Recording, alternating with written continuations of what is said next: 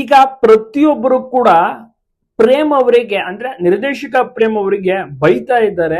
ಕಾರಣ ಅವರು ಮಾಡಿರುವಂತ ಒಂದು ಸಾಂಗ್ ಲಿರಿಕ್ಸ್ ಏನ್ ಬರೆದಿದ್ದಾರೆ. ಕೆಡಿ ಚಿತ್ರ ಆಕ್ಷನ್ ಪ್ರಿನ್ಸ್ ಧ್ರುವ ಸರ್ಜಾ ಅಭಿನಯದ ಕೆಡಿ ಚಿತ್ರದ ಒಂದು ಅದ್ಭುತವಾದಂತ ಐಟಮ್ ಸಾಂಗ್ ರಿಲೀಸ್ ಆಗಿದೆ. ಆದ್ರೆ ಮ್ಯೂಸಿಕ್ ಚೆನ್ನಾಗಿದೆ, ಲಿರಿಕ್ಸ್ ಅಂತೂ ತುಂಬಾನೇ ಅಸಭ್ಯವಾಗಿ ಬರೆದಿದ್ದಾರೆ. ಈ ಒಂದು ಲಿರಿಕ್ಸ್ ನ ಕೇಳಿ ಜನರಂತೂ ಕಂಪ್ಲೀಟ್ ಆಗಿ ಆಕ್ರೋಶವನ್ನ ವ್ಯಕ್ತಪಡಿಸ್ತಾ ಇದ್ದಾರೆ. ಕಮೆಂಟ್ಸ್ ಗಳಲ್ಲಾಗಿರ್ಬೋದು ಎಲ್ಲಾ ಕಡೆಯಿಂದ ಅವರಿಗೆ ಒಂದು ರೀತಿ ಹೇಟ್ರೇಟ್ ಕಮೆಂಟ್ಸ್ ಗಳು ಕೂಡ ಬರ್ತಾ ಇದೆ. ಈ ತರ ಲಿರಿಕ್ಸ್ ನೀವು ಮಾಡ್ತೀರ ಅಂತ ಅಂದ್ಕೊಂಡೇ ಇರ್ಲಿಲ್ಲ, ಕೆಟ್ಟ ಕೆಟ್ಟ ಪದಗಳನ್ನ ಬಳಸಿ ಈ ತರ ರಿಲಿಕ್ಸ್ ಮಾಡಿದಿರಲ್ಲ ಅಂತೆಲ್ಲ ಸರಿಯಾಗಿ ಜನರು ಕೂಡ ಕ್ಲಾಸ್ ಅನ್ನ ತೆಗೆದುಕೊಳ್ತಾ ಇದ್ದಾರೆ.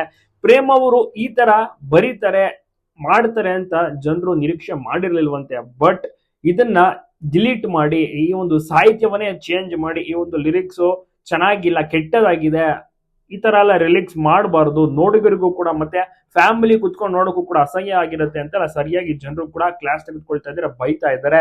ಇದ್ರ ಬಗ್ಗೆ ಮಾಡುವಂತ ಟೈಮಲ್ಲಿ ಬರೆಯುವಂತ ಟೈಮಲ್ಲಿ ನಿಮಗೆ ಆಲೋಚನೆ ಇರ್ಲಿಲ್ವಾ? ಧ್ರುವ ಸರ್ಜಾ ಅವರು ಇದ್ರ ಬಗ್ಗೆ ಏನು ಕೂಡ ಮಾತನಾಡಿಲ್ಲ. ಅವ್ರಿಗೆ ತುಂಬಾನೇ ಗೌರವಗಳು ಇದೆ ನಿಮ್ಮ ಮೇಲೆ, ಮತ್ತೆ ನಿಮ್ಮ ಒಂದು ಒಡನಾಟವು ಕೂಡ ತುಂಬಾ ಚೆನ್ನಾಗಿದೆ. ಡಿಸ್ಕಷನ್ ಮಾಡಿ ಒಂದು ಸಾಂಗ್ ಅನ್ನ ಮಾಡಬಹುದಾಗಿತ್ತಲ್ವಾ?